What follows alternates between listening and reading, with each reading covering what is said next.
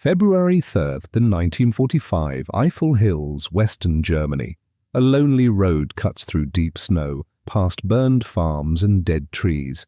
American trucks growl in low gear, chains scraping on ice, headlights glowing weakly in a rising white wall of storm. Below one shattered building, 12 German women prisoners huddle in a dark cellar, sure the Americans will drive away and let the blizzard finish what the war began. All their training says the same thing. If the enemy captures you, expect hunger, shame, and no mercy, especially if you are a woman in a German uniform. But as the storm closes in, the women feel hands grab them, not to hit or push, but to lift them onto American shoulders, to be carried mile after mile through the killing cold. Why would men who had lost friends to German guns risk their own lives to save the very people they were ordered to fight? This is not a movie script. It happened on one forgotten night, on one frozen road, and it changed what enemy meant forever for those who were there. If you want to know how that choice in the blizzard rewrote their lives, watch to the end. And please like, subscribe, and support the channel so we can keep uncovering hidden World War II stories like this. The winter of 1944-45 was the coldest many soldiers had ever known. In the hills of the Eifel, on Germany's western border, snow lay in heavy drifts along broken roads. Wind slid like a knife through torn coats. Even without bullets, men and women froze in their sleep. The big German attack in the Ardennes, the Battle of the Bulge, had failed. In December and January, more than 19,000 American soldiers had died pushing the Germans back. Now, in early February, US units were moving again, step by step, toward the Rhine. For every mile gained, engineers laid down about 500 yards of wire and cleared tons of rubble, turning ruined villages into supply lines. Behind the collapsing German front, confusion ruled. Trains no longer ran on time. Orders arrived late or not at all. Among the stragglers on the roads were women from the Wehrmacht support units, signals, helpers, clerks, nurses. Many were barely in their 20s. Some had joined the German Women's Auxiliary, the Helferinnen, thinking they would answer phones and type letters in safe cities. Instead, the war had chased them to the front. One group, 12 women in all, marched through the slush outside a small town the Americans called Hildorf. They carried canvas packs and one small medical bag between them. Their boots were thin, their grey uniforms were soaked at the hems. Snow stuck to their wool skirts and to the loose hair that hung from under their field caps. They had been told many things about the enemy. In classes and in loud radio speeches, Nazi instructors said that if Americans ever captured German women, they would shame them, starve them, maybe worse. Surrender, they were warned, was not only cowardly, it was a kind of death of the soul. Yet the war around them did not match those stories. They saw German officers driving past in trucks while they walked. They heard that in the last month, more than 100,000 German soldiers had been taken prisoner in the West alone. Some had been marched to the rear without being shot, which was not what propaganda had promised. One of the women, Anna, kept a small notebook in her coat. Years later, her son would read her words aloud to a historian. "We were more afraid of the cold than of the enemy by then," she had written. "The snow did not care if you were German or American. It took the weak all the same. The cold was everywhere. Breath came out in white clouds. The inside of the women's gloves stayed damp. When they found a half-burned shed, they broke off blackened boards and tried to start a fire. The wood hissed and spat. Smoke stung their eyes and clung to their hair. For a few minutes, they felt heat on their faces. Then the wind took that too. The paradox was simple and cruel. They wore the uniform of a regime that spoke of greatness and victory, yet they were hungry, freezing, and alone. The Third Reich still filled the airwaves with talk of secret weapons and final triumph. On the ground, 12 women shuffled along a ruined lane, trading a crust of bread that had to last for 2 days. Overhead, American planes moved east. In January 1945, Allied bombers had dropped over 40,000 tons of bombs on Germany in a single month. The women heard the distant thunder but could not see the bombers through the low clouds. They only saw the results: smashed bridges, smoking rail yards, and villages with more walls missing than standing. At night, the sounds changed. No more engines in the sky, only the distant thump of artillery and the closer creak of frozen trees. Sometimes there was a sharp crack as a branch, heavy with ice, snapped and fell. In the dark, it sounded like rifle fire, and the women flinched. One night, crammed into the cellar of a half-ruined schoolhouse, they listened to the wind outside and to each other's breathing. The air smelled of damp plaster, burned wood, and unwashed bodies. They had one small stove and only a little coal. They argued quietly about whether to keep the fire going or save fuel for the next day. In the end, they let it burn low. Sleep, when it came, was thin and full of bad dreams. "We were told we must never fall into enemy hands," Anna wrote. "But there, in that cellar, I began to think perhaps the enemy could not be worse than this." Beyond the town, American patrols were closing in, moving from farm to farm, house to house, counting prisoners and checking cellars for hidden weapons. They had weather reports in their pockets, temperatures dropping, snow coming, a blizzard likely within 24 hours. The roads would soon be deadly. The paths of the shivering German women and the tired American soldiers were about to cross, just as the worst storm of the month rolled over the Eifel Hills. At first light, the Americans came into Hildorf. Their boots rang on broken cobblestones. Tanks and trucks growled between half-ruined houses. The air smelled of diesel, smoke, and wet stone. A rifle platoon from an infantry regiment moved ahead of the vehicles, checking doors and cellars. In this sector, US First Army had taken more than 10,000 prisoners in the last 2 weeks. Most surrendered without a fight. A few still hid and shot from windows. Sergeant Tom Miller led one squad toward the old schoolhouse. Glass crunched under his boots. A blackboard leaned against a cracked wall, chalk dust mixed with plaster. Somewhere below he heard a faint cough. He signaled for quiet. The men stopped. Only the ticking of a distant engine and the soft hiss of falling snow broke the silence. Miller eased the cellar door open. A wave of cold, damp air hit his face, carrying the smell of coal smoke and unwashed bodies. Flashlights cut through the dark. 12 pale faces turned toward the light. Women, thin and grey with exhaustion, blinked and tried to stand. Some raised their hands at once. One clutched a Red Cross armband to her chest like a shield. For a second, both sides simply stared.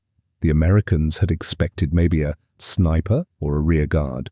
The women had expected men with hard faces and hard hands. Instead, there was a moment of shared surprise. One of the women tried to speak. "Bitte, wir sind Sanitäterinnen," she said. "Medics?" Her voice cracked. Another, Anna, later wrote, "I thought, this is the end. Now they will do all the things we were warned about." Miller did not understand German, but he saw no weapons, only fear and thin coats. "They're auxiliaries," said Corporal Diaz, the medic, pointing to the armband. "They're half frozen." His breath steamed in the beam of his own flashlight. Outside, the wind picked up, pushing snow through broken windows in fine white curtains. In the command post 2 streets away, the company radio crackled with new orders. A staff officer's voice came through, flat and urgent. "Pull back to the ridgeline by nightfall." A blizzard was coming. No delays, no stray patrols. The weather report from division said it clearly. Temperatures would drop below 15 degrees C. Wind gusts could reach 60 kilometers per hour. In such conditions, exposed skin froze in minutes. Trucks stalled. Guns iced over. In January alone, more than 500 American soldiers in Europe had been recorded as cold weather casualties. Now Miller's men were told to move fast.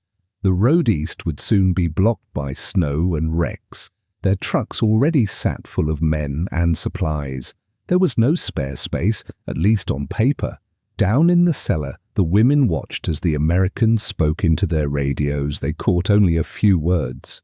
Prisoners, 12, female, storm. But the tone was clear. Time was short.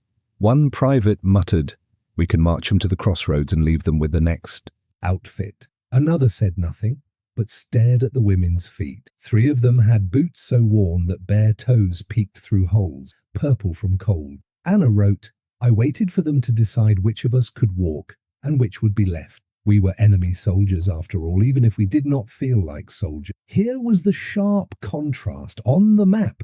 These 12 women were just numbers, POWs to be moved from one report column to another. In the cellar, they shivered, coughed, and wiped smoke from their eyes. The war machine saw statistics. The men saw human being. Lieutenant Harris, the platoon leader, came down the stairs, ducking under a broken beam. Snowflakes swirled in behind him. He felt the cold like a hand on the back of his neck. "We've got to clear this town and fall back," he told Miller. "Trucks are packed. Roads are turning to ice." Miller looked from his officer to the women. "Sir, some of them can't walk a mile, let alone 5, he said quietly. Diaz nodded. "They won't last an hour out there," the medic added. Later, Harris would tell an interviewer. The book answer was simple. Move on, let the rearguard deal with them. But when you see their faces, it stops being simple. They brought the women out of the cellar one by one. The grey sky pressed low over the village. Snow pricked at cheeks and lashes. Engines idled, sending up clouds of exhaust that smelled oily and bitter but promised movement and warmth. A few women could walk, limping, using each other's arms for balance. Others could barely stand. One collapsed as soon as she reached the street, her legs folding under her. Diaz checked her pulse with gloved fingers, feeling the slow, weak beat. Above them, white clouds gathered, thicker by the minute. The first true gusts of the coming storm shoved at men and women alike, making them stagger. Somewhere behind the lines, officers counted miles and hours. Here, at the edge of Hildorf, a small group of soldiers had to decide what those numbers meant for the lives in front of them. The storm was almost on them, and with it came a choice between following orders and following conscience. Snow thickened over Hildorf as men and women waited at the edge of the village. Engines idled, metal ticking as it cooled. The air was sharp with exhaust, cold iron, and the faint smell of burned wood drifting from ruined houses. Lieutenant Harris stood by the lead truck, radio handset pressed to his ear. A voice from battalion repeated the same message. Pull back to the ridge before dark. No delays. The line had to move. Artillery and fuel were already calculated for the next position. Mile by mile, each 2 1-2-ton truck was packed. Regulations said a truck could carry about 25 fully equipped soldiers. Today, most carried closer to 30, plus crates of ammunition and fuel can. There was no line in the manual for add a dozen half-frozen enemy women. Sergeant Miller and the medic Diaz walked slowly down the row of prisoners. Snow squeaked under their boots. They checked hands and faces for white, numb patches of frostbite. Out of 12 German women, they judged 4 completely unable to walk far. 3 more could stand only with help. Diaz pulled off one glove and touched a bare foot where the boot sole had split. The skin felt like cold wax. "She won't make a kilometre," he said quietly. "Not in this." A private nearby shifted his rifle. "We can't carry them all," he muttered. "We can't even fit them in the trucks. Orders say move, Sarge." That was the heart of the problem. On paper, war was neat. Arrows on maps, blocks of numbers, plans written in clean ink. In reality, it looked like this. Shivering women with blue lips and tired men trying to match orders to conscience, while icy wind tried to push everyone off the road. Later, Harris would tell an army historian, "The legal answer was simple. Leave them in a house, report their location, let the rear units pick them up if they could. But when I looked at them, I knew rear units wouldn't get through that storm in time." Anna noticed the men's faces as they spoke. They argued among themselves. She wrote, "One pointed to our feet and shook his head. Another looked at the sky. I did not understand the words, but I understood that our lives were being weighed." The paradox cut deep. These women had worn the uniform of a state that boasted of hardness and sacrifice. Now in the snow, it was the enemy who had to decide how much their lives were worth. Harris called his sergeants close. Snowflakes clung to his eyebrows. His breath came in short, white bursts. "Battalion wants us on that ridge before night," he said. "Trucks can take the walking ones. That's maybe 5. That leaves 7 who can't handle the march. Miller stared back. Sir, if we leave them and that storm hits like they say, they're done, he answered. We've already taken more than 200 prisoners this week. I'm not about to start choosing who freezes. For a moment, no one spoke. Wind hissed through the bare branches over the road. From inside, one truck. A radio played a faint swing tune, thin and strange in the winter air. We could stay with them, Diaz suggested. Small group. March on foot. Carry the worst off the road if we have to. Catch up tomorrow. Harris did the quick math in his head. Holding back a squad meant fewer rifles at the next line. It meant men he knew by name, Miller, Diaz, Jenkins, O'Reilly, would be out in the open when the storm came. It was risk, plain and simple. But there was another kind of risk, one no report would show. If they walked away now, they would remember these faces for the rest of their lives. I didn't want to explain to my grandchildren someday that I left girls in a ditch because the weather was bad, he said years later. War's ugly, but it doesn't excuse everything. Finally, he spoke. We're not abandoning them, he said. Trucks take the ones who can walk, plus a couple of the lighter cases. Miller, you take a squad and the rest of the prisoners. You'll march behind the column. If they can't walk, you carry them. A private blurted, Sir, that's 7 miles in this. We'll be ice by dark. Harris met his eyes. Then you move faster, he said, though he knew they could not. Softer, he added. No one gets left to die in a ditch. Not on my watch. That's an order. Anna remembered one American stepping closer and miming lifting something on his back. He pointed to me, then to his own shoulders, she wrote. Only then did I understand. They would not leave us, even the weakest ones. The decision rippled down the line. Men loosened their packs, shifted gear, glanced at the women they would soon be carrying. The trucks began to roll, chains clanking on the ice, taillights glowing red through the first thick curtains of snow. At the rear, Miller's small group and the 7 weakest prisoners stepped off the road and into the white fields, where there was no shelter between Hildorf and the distant ridge, only wind, drifting snow, and a long, hard walk. Then the storm closed in, and talk gave way to action. The storm came fast. One moment, Miller's small group could still see the red glow of truck lights ahead. The next, the world turned white. Snow blew sideways, thick as smoke. The road, the ditches, the fields, everything vanished under a moving curtain of ice. They tied a rope around each person's waist. American, German, American, German. Miller went in front, Diaz in the middle, another sergeant at the rear. The wind pushed at their chests and grabbed at the rope, trying to tear the line apart. The air hurt to breathe. At 15 degrees C with wind gusts of 60 kilometers per hour, the cold sliced through coats and into bone. The soldiers knew the numbers. That winter, more than 11,000 American troops in Europe would suffer frostbite or trench foot. Cold was an enemy as real as any German gunner. 2 of the German women could not stand at all. Miller crouched and let one climb onto his back. She was light, maybe 45 kilos, but in the deep snow she felt twice that. Private Jenkins, only 19, took another woman the same way. Her arms rested weakly around his neck, fingers stiff in thin gloves. Anna walked with help from Diaz and another soldier. We were like children, between tall fathers, she later wrote. The rope pulled at my waist and I could not see my own feet when I looked down. The snow swallowed sound. Voices came out flat and dull. Only the wind had a clear voice, a long rising howl through bare trees and broken fence posts. Sometimes the rope jerked as someone stumbled in a drift. Boots sank to the knee, then to the thigh. Every step was a fight. They could no longer see the trucks or the village behind them. The world had shrunk to the person in front, the pull of the rope, and the white space of the next step. Jenkins slipped first. His foot found a hidden ditch, and he went down hard on one knee, his prisoner crashing into the snow beside him. For a few seconds, both lay still. Diaz felt the rope go slack and shouted, his words torn away by the wind. Miller stopped, and the whole line bunched up. I can't feel my hands, Jenkins gasped when they dragged him up. His lips were pale, his breath shallow. Diaz grabbed his chin, looked into his eyes. "You're feeling them enough to complain?" the medic answered. "That means you keep moving."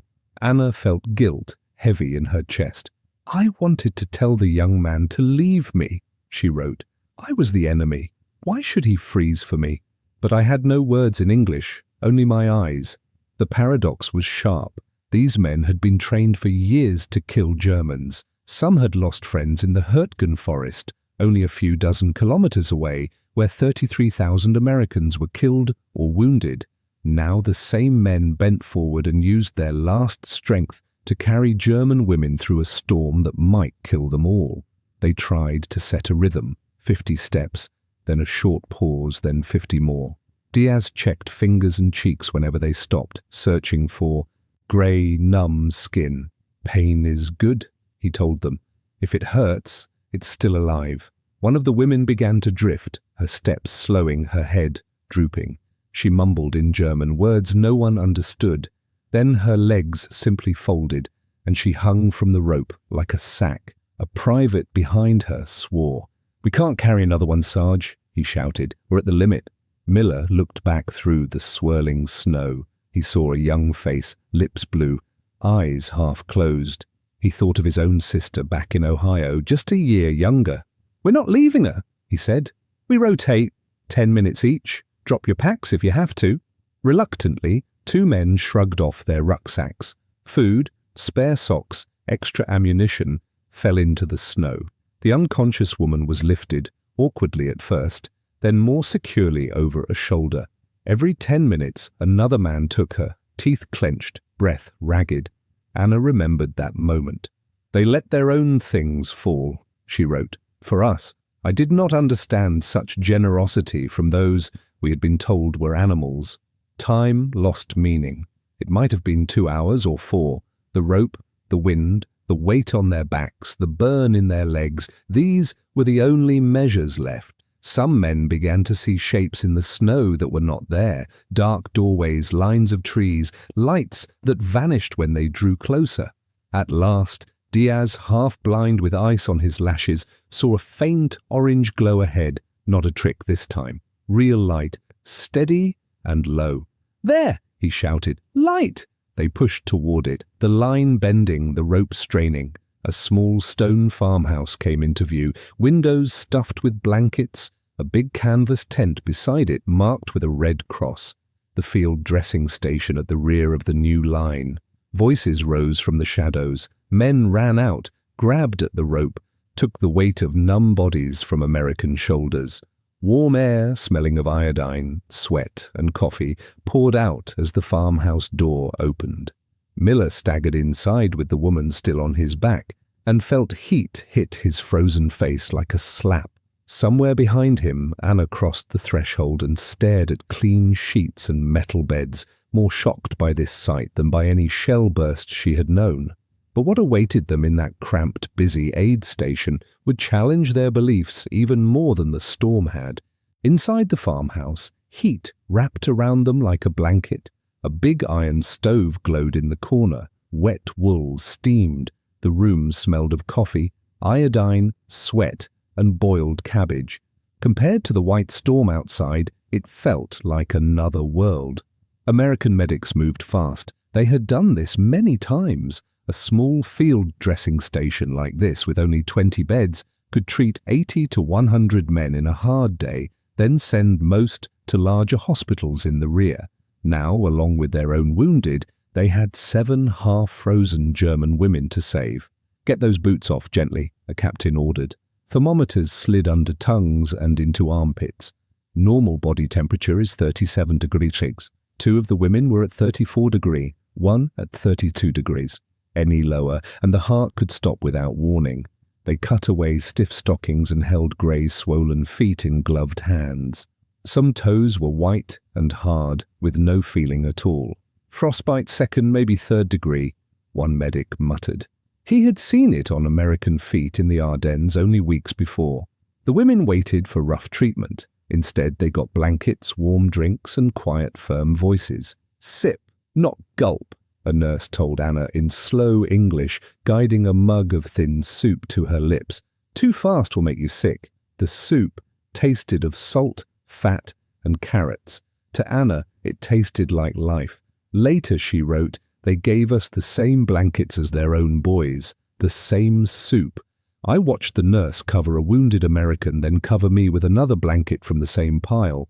The sameness broke something in my heart. The paradox was painful and clear. For years, German radio had shouted that Americans were brutal and greedy, that they would starve and shame German prisoners. Yet here, American hands checked pulses, shared coffee, and spoke softly, while outside the storm howled without mercy. In one corner, metal shelves held stacks of rations. A standard US field ration then provided about 3,500 calories a day, canned meat, biscuits, chocolate, sugar.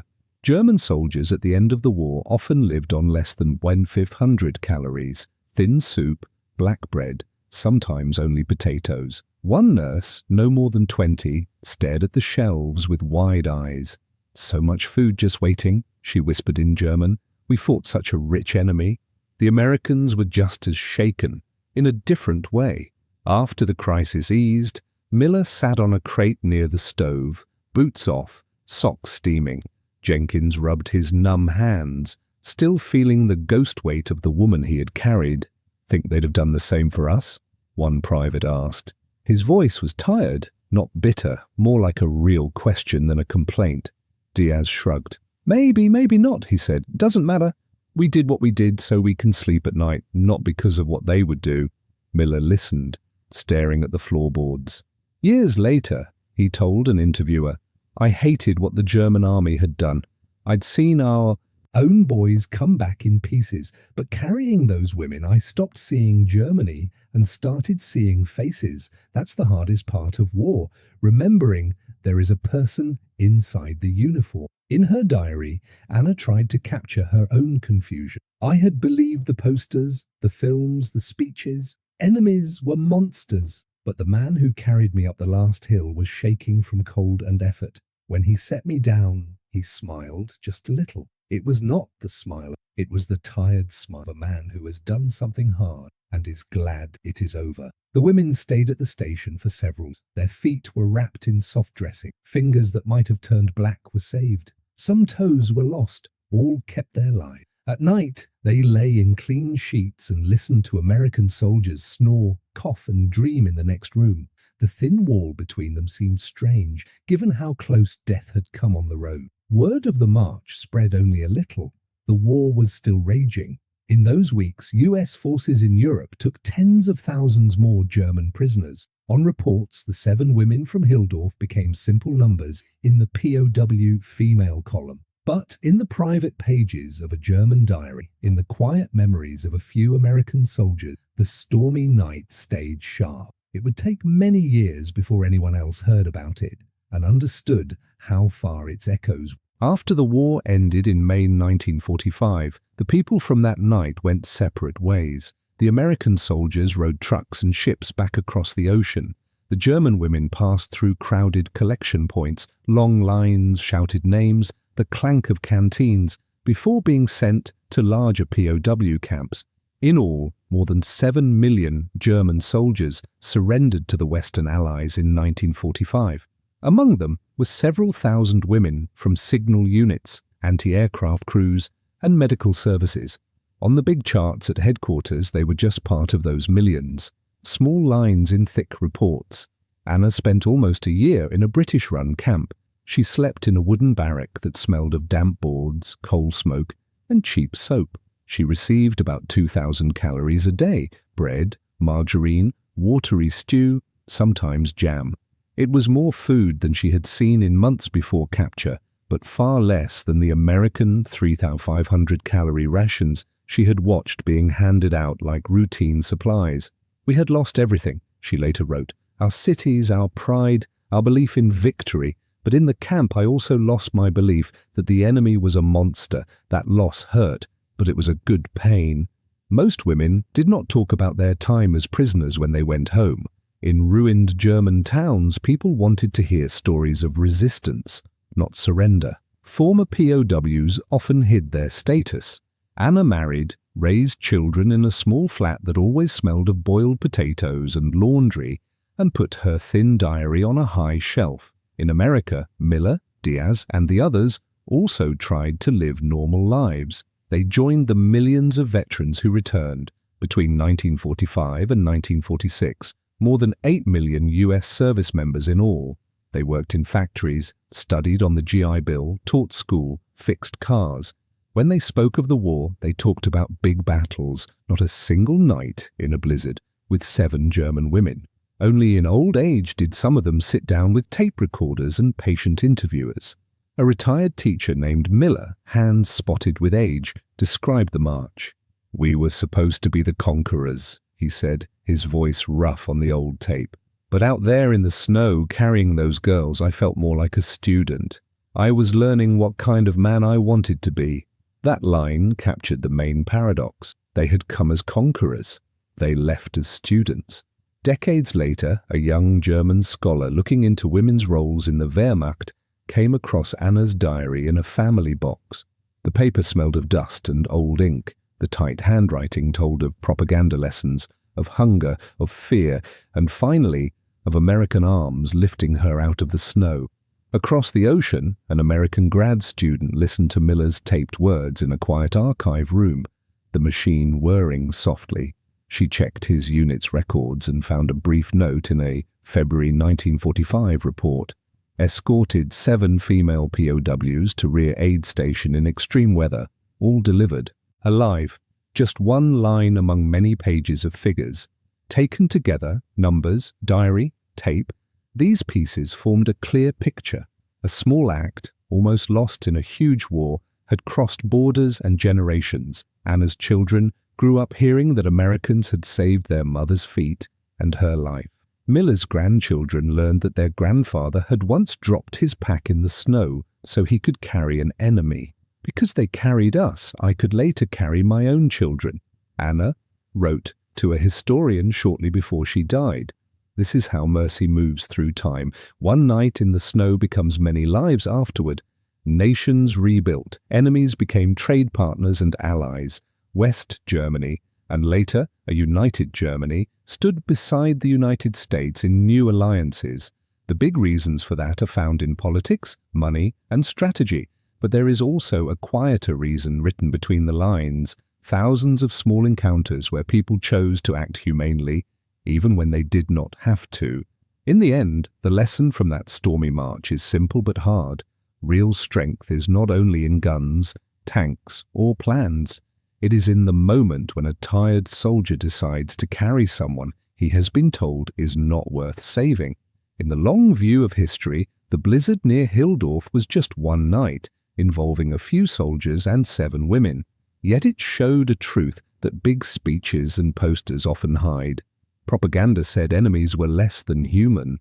Reality said they shivered, stumbled, and hoped just like anyone else. Those Americans could have followed the easy path and left their prisoners to the storm.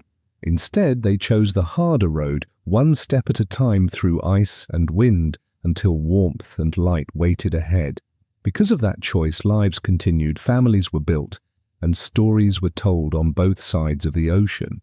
In the end, a nation's greatest power is not only in its weapons, but in its will to remember that even an enemy is still a person.